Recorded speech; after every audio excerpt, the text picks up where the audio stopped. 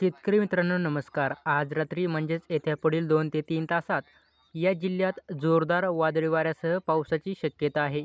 काय आहे detail update पाहूयात आपण या व्हिडिओच्या माध्यमातून. तर काही ठिकाणी सध्या विजांच्या कडकडासह पाऊस कोसळत आहे. बीड, केज, माजलगाव, पैठण, जालना, लोणारा, सिल्लोड, छत्रपती संभाजीनगर, कन्नड, पाचोडा, खामगाव, अकोला, वाशिम, कारंजा, पुसद, यवतमाळ, हिंगोली, वर्धा, अमरावती, नागपूर आणि भंडारा या ठिकाणी मेघगर्जनेसह पाऊस, मुसळधार पावसाच्या सरी काही ठिकाणी कोसळत आहे. खास करून भंडारामध्ये नागपूर, मैदा या ठिकाणी या तालुक्यात या गावात जोरदार पाऊस पडत आहे. यवतमाळ, हिंगोली, माजलगावचा काही भाग, बार्शी, पंढरपूर, विटा, सांगली या ठिकाणी पावसाची शक्यता राहील.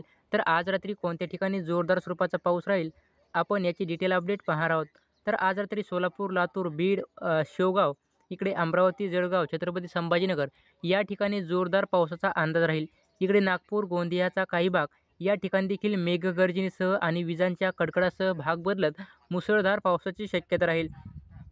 लातूरचा काही भाग, बीड, केज, माजलगाव, गेवराई, परळी, जालना, अंबड, घनसावंगी, हिंगोलीचा काही भाग या ठिकाणी देखील जोरदार पावसाचा अंदाज राहील.